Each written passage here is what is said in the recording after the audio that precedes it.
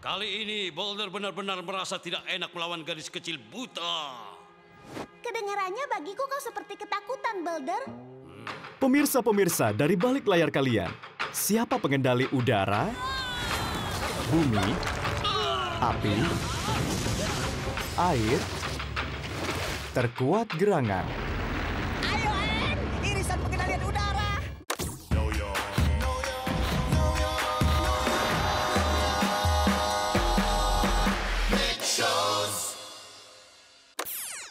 Piu! Puh! Wush!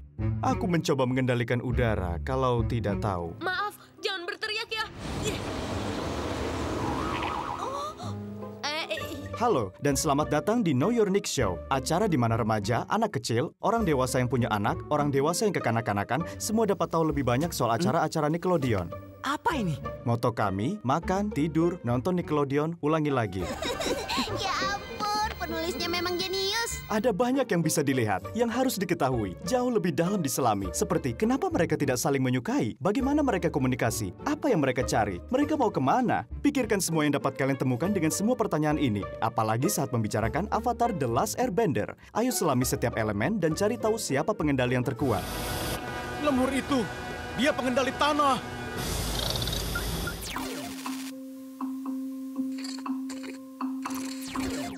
Air, bumi, api, udara.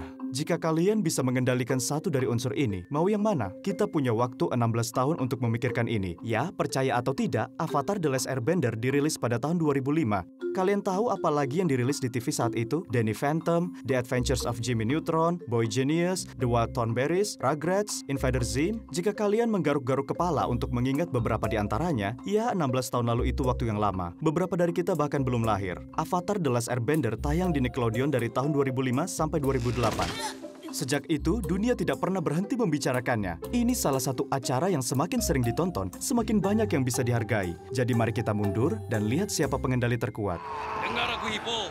Kau mungkin besar, tapi kau tidak akan menang. Boulder yang akan memenangkannya di seluncuran tanah. Kalau menilai kekuatan seseorang, kita harus lihat melampaui fisiknya. Ada juga sisi emosional dan psikologis yang berperan besar untuk menentukan siapa yang terkuat dalam unsur mereka. Pertama, pengendali bumi. Kau berhasil. Kau pengendali bumi. Aku tidak percaya.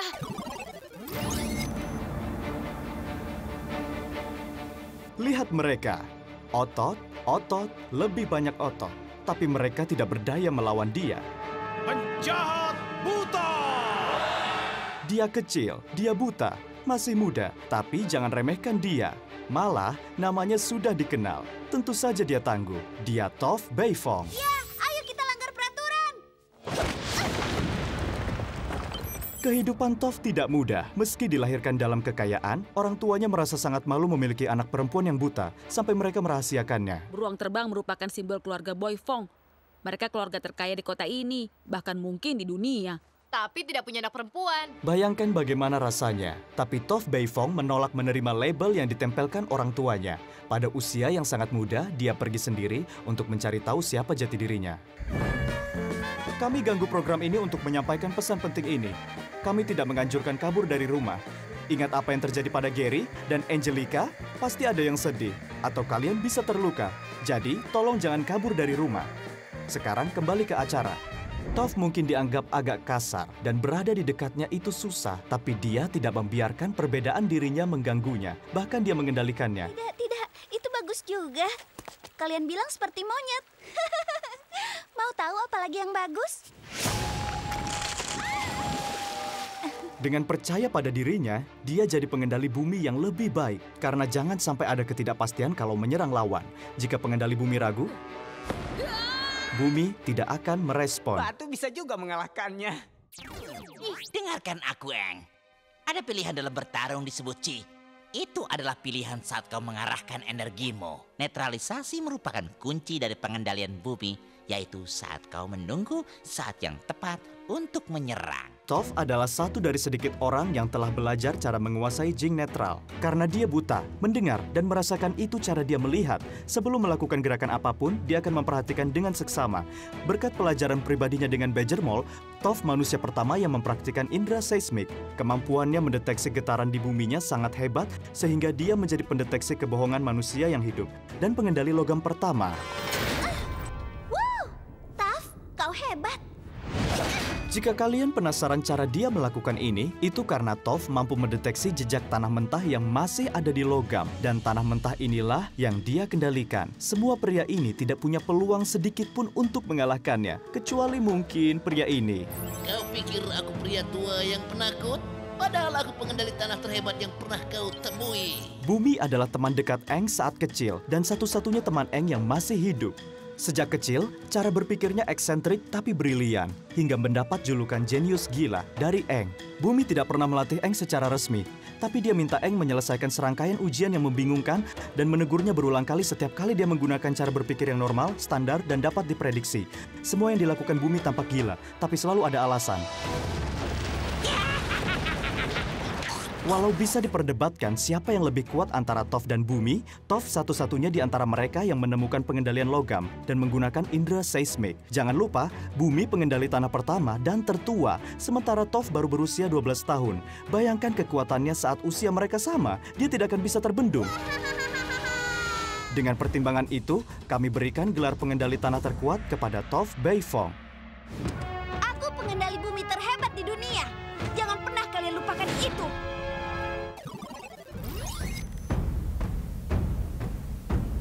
Api adalah elemen kekuatan. Orang-orang di negara api punya hasrat dan keinginan dan energi membuat mereka mencapai apa yang mereka mau. Dari 4 elemen, pengendalian api itu unik karena itu satu-satunya seni yang pengendalinya bisa menghasilkan unsur menarik kekuatan mereka dari matahari. Selama perang 100 tahun, negara api membuat dunia percaya bahwa pengendalian api dipicu kemarahan, kebencian, dan kemarahan. Walau ini metode serangan yang agresif dan intens, emosi negatif bukan sumber kekuatan yang diperlukan. Baik, hentikan! Dengar! Bahkan jika kau benar, aku tidak akan bergantung pada rasa marah atau benci lagi. Gelar untuk pengendali api terkuat berbeda tipis, khususnya dalam anggota keluarga kerajaan. Mungkin lawan pertama yang benar-benar menakutkan yang diperkenalkan adalah Azula. Tahukah kalian dia baru berusia 14 tahun? Dia kuat dan kejam tanpa ragu untuk menyerang. Ketenangannya yang membuatnya semakin dingin, cerdik, dan mengerikan. Kau mengalahkanku dalam permainanku sendiri. Ironis sekali, kau bahkan bukan pemain. Tidak perlu disangkal, Azula adalah putri ayahnya. Raja Api Ozai tidak menunjukkan empati ataupun belas kasihan, bahkan dengan keluarganya sendiri. Aku memperhatikan. Ozai tidak muncul sampai buku ketiga, dan pertama kalinya dia berhadapan langsung dengan Aang adalah di pertarungan terakhir mereka. Lalu ada Iroh, kakaknya Ozai yang tidak pemarah. Iroh suka membuat lelucon dan minum tehnya. Dia juga dikenal sebagai naga dari barat. Hanya karena dia tidak mau menghembuskan api seenaknya, bukan berarti dia bisa dianggap remeh. Sudah jelas Paman Iroh merupakan salah satu pengendali api terkuat di luar sana. Untung saja dia baik. Berbagi teh dengan orang asing yang menyenangkan adalah salah satu kesenangan hidup. Yang terakhir, ada Pangeran Zuko, bocah paling pemarah dengan kisah penebusan favorit di dunia. Pada seluruh buku 1 dan sebagian besar buku 2, kita melihat Zuko mencoba menangkap Avatar untuk mendapatkan kembali, memulihkan, menebus kehormatannya. Pengejarannya tidak kenal lelah. Aku harus menangkap Avatar. Namun perjalanan itu pasti membuat Zuko kesal. Pertama, bakatnya tidak sekuat semangatnya. Kau cuma anak-anak. Kau juga masih remaja. Tapi dia juga jadi lebih bingung. Saat dia sadar apa yang harus dilakukan, tidak ada yang percaya padanya. Halo, Zuko di sini. Begitu tim Avatar memaafkannya, dia kehilangan kekuatannya. Apa ini? Ini pengendalian api terburuk yang pernah kulihat. Sepertinya hidup Zuko sangat berat. Dia sangat menderita karena ayah yang mempermalukan dia lalu mengusir ibunya. Hanya orang yang memiliki hati yang paling kuat bisa bertahan dari kehilangan dan pengkhianatan yang menyiksa. Untungnya, hilangnya kekuatan pengendalian api membawa dia dan Aang mencari prajurit matahari kuno tempat dia bisa belajar langsung dari naga itu. Ren dan Shaw mengajari Aang dan Zuko bagaimana api sumber kehidupan dan cahaya, bukan hanya kematian dan kehancuran. Karena Zuko sudah tahu arti kehormatan sejati, perjalanannya dengan tim Avatar membawanya jadi master sejati. Pengendali api paling menarik dan terkuat bagi kami.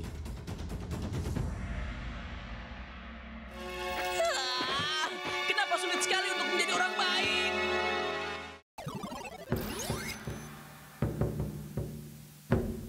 Yang sangat kontras dengan bentuk seni pengendalian api adalah pengendalian air. Pengendali api menggunakan gerakan tendangan dan pukulan yang lebih agresif untuk mengeluarkan api. Pengendali air menggunakan gerakan memutar dan meliuk yang lebih elegan. Biasanya pengendali air menyerang duluan dan akan menunggu untuk menggunakan momentum lawan untuk melawan mereka sendiri. Tidak ada saingannya kalau menentukan siapa pengendali air terkuat.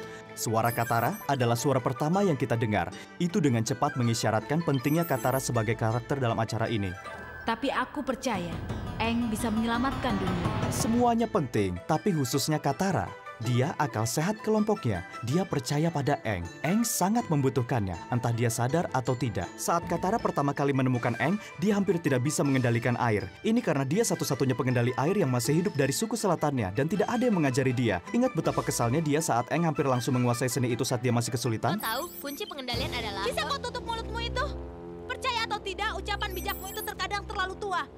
Kalau begitu, buang saja gulungan itu sampai kau benar-benar diberkahi.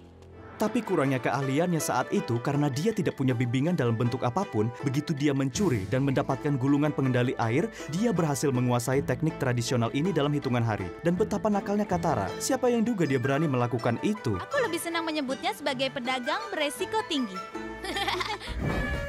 Kami menyela program ini lagi untuk pengumuman penting lainnya. Kepada semuanya, kami tidak menganjurkan mencuri. Tolong jangan mencuri, termasuk dari bajak laut. Sekarang kembali ke acara. Katara mengendalikan air bukan hanya karena dia bisa. Dia sangat suka pengendalian air dan tidak akan membiarkan siapapun menghalanginya, bahkan dari masternya sendiri.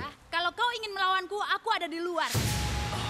Walau Master Paku mengajar Katara dan Aang bersamaan, Katara lah yang melampaui semua ekspektasi, maju lebih cepat dari Aang. Dia kemudian diangkat jadi guru Aang saat Master Paku tidak ada. Katara, kau maju lebih cepat dari saat aku latih dulu. Kemampuanmu menunjukkan kebulatan tekad dan kerja keras. Kau dapat mencapai apapun. Catatan tambahan, tahukah kalian kalau kalian melihat Master Paku berkali-kali sebelum menonton episode suhu pengendali air ini, kalian penasaran apa maksudku? Dia pria di awal. Lihat. Baiklah, kembali ke Katara.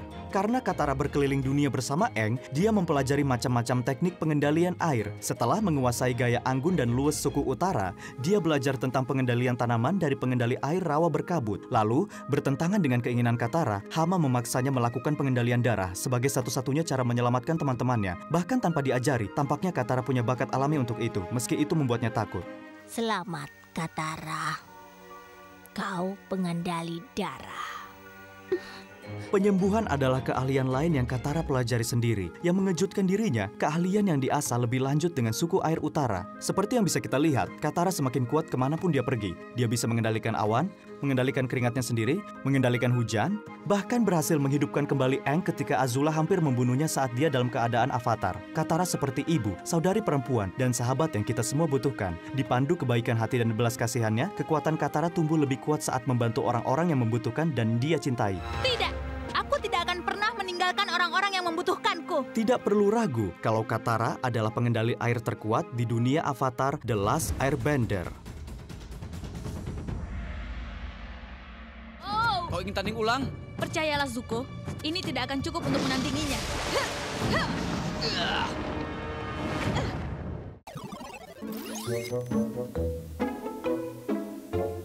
Akhirnya, yang ditunggu-tunggu. Untuk pertanyaan terakhir, siapa yang mendapat riasan terbaik? Mungkin Zuko. Bercanda, bukan tentang Zuko. Rambutnya bagus. Pamanku butuh waktu untuk merapikan rambutku. Dalam hal pengendali udara yang masih hidup di Avatar The Last Airbender, bisakah kita setuju bahwa Aang pemenangnya? Ya, bisa. Sebagai gantinya, ayo bicarakan siapa avatar terkuat. Dan kita tetap membahas Avatar The Last Airbender untuk saat ini, karena The Legend of Korra adalah hal lain. Jadi belum kita bahas dulu.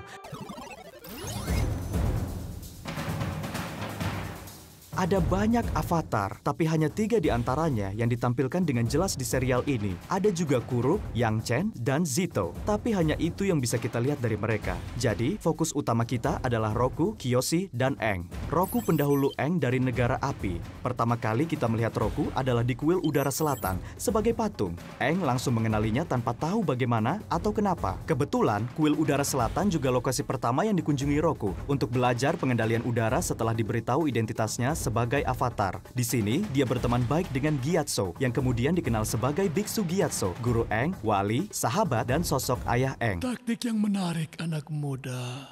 Apa maksudmu?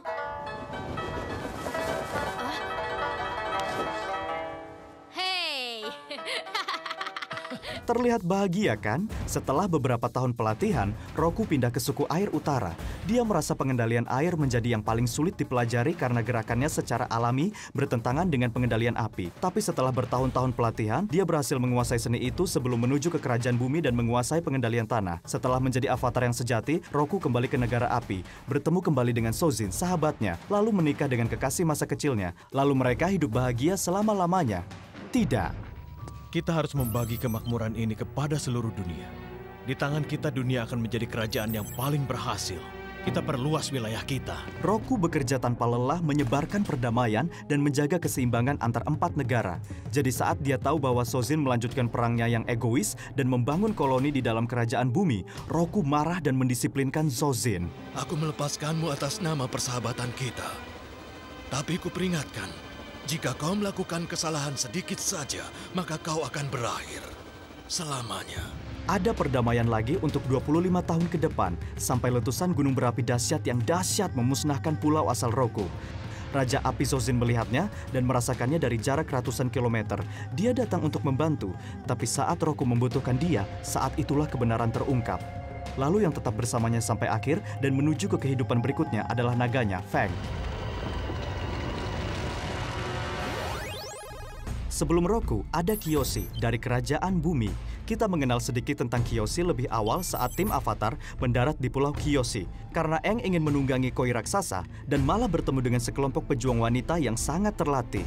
Avatar Kiyoshi, seorang wanita tinggi mengesankan yang menciptakan pulau sendiri supaya rakyatnya aman dari penjajah. Lalu dia melatih prajuritnya untuk menjaga wanita dan rumah mereka aman dari pria yang tidak terlalu baik. Kita melihat Kiyoshi lagi saat Hari Avatar, di mana kita belajar bagaimana dia menciptakan pulaunya dan melihat seberapa tingginya dia. Di keadaan Avatar, Kiyoshi membagi tanah menjadi 2 menggunakan pengendalian lava yang melibatkan pengendalian tanah untuk memisahkannya dari Jin sang penakluk.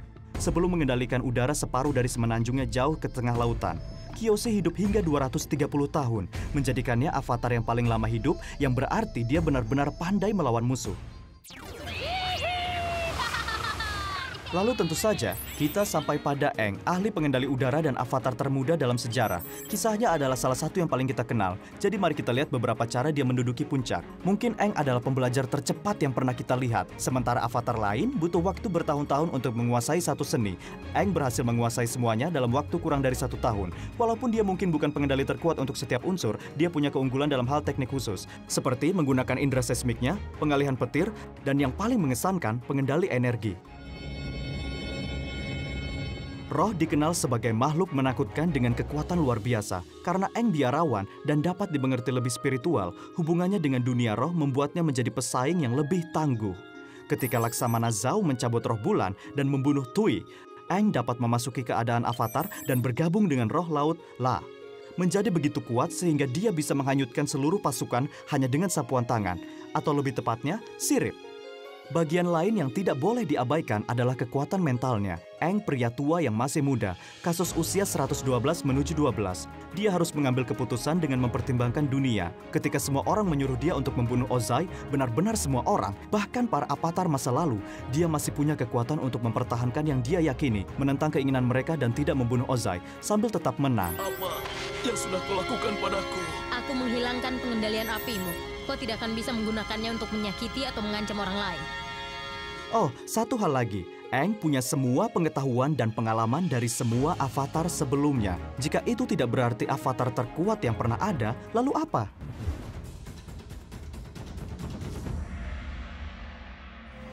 Sekarang, coba lihat ini. Pada akhirnya, kalian mendapat Katara memecahkan es, Toph mengguncang dunia kalian, Zuko membuat adegan lebih semangat, dan Aang membuat kalian terkesan. Kalian tahu bahwa kalian punya kelompok teman terkuat yang bisa memenangkan semua pertempuran dan cinta di sekelilingnya. Tim Avatar selamanya! Tetap muda, tetap penasaran, dan tetap bersama kami. Terima kasih sudah menonton. Ini adalah Know Your Nick Show. Sekarang kamu tahu.